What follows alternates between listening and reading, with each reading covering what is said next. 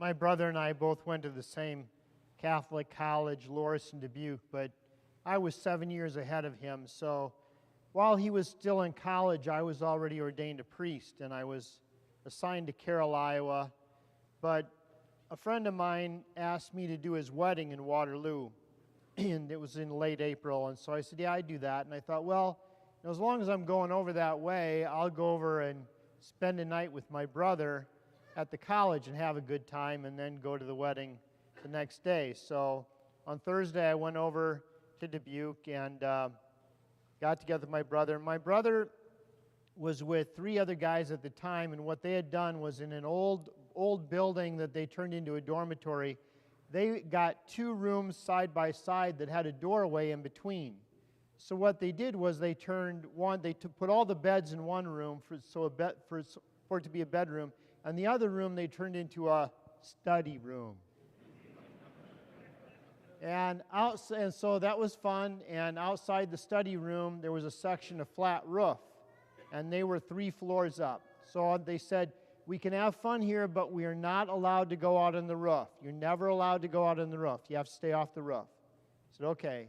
Well, we had a great time that night, and I was up till the wee hours in the morning and had a good time, and I got a couple hours sleep, and I woke up, and it was a beautiful April day. It was warm, it was sunny, and I thought, it'd be nice to sit on that roof and say my prayers. So I took my prayer book out. All I was wearing was a pair of gym shorts. I took my prayer book out, and I sat there on the roof and was praying my prayers, and one of the classes got out. And so I saw down below on the sidewalk, students were walking back to their dormitory or walking to the next class. And there were 2 guys that came walking along, and they looked a little bit older, and they were wearing ties. And I thought, well, they're probably not students, but they noticed me. And they looked up, and they saw me, and they started to talk to one another kind of in an animated way and pointing at me a little bit. And I thought, this probably is not good.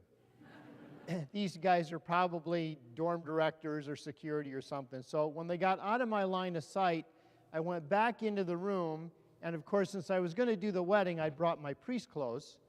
So I changed into my black clothes, and pretty soon there was an angry knock at the door, and I said, yes. And this guy bursts in, he says, you can't! Oh, Father, I'm so sorry. I said, you're forgiven.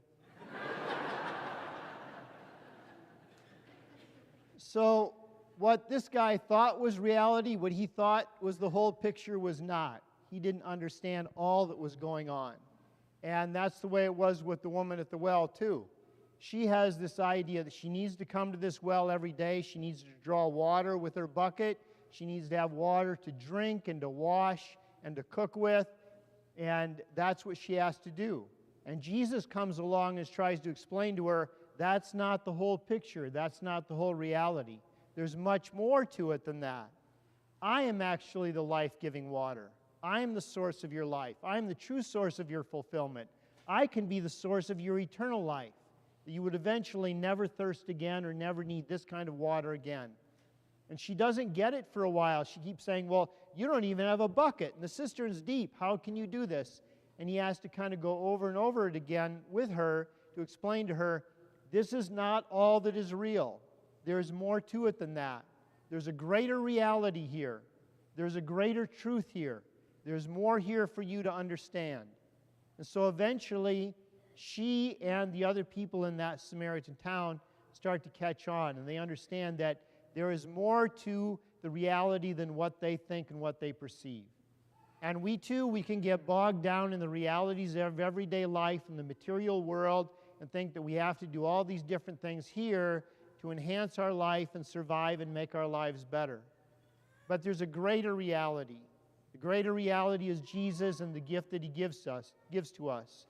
So we recognize as Christians, as true believers, we recognize that the source of life is not just the gifts of creation the Father has given to us, but the true source of life is Jesus Christ. The true source of fulfillment is Jesus Christ. The true source of truth is Jesus Christ. And that is the reality now and in the world to come.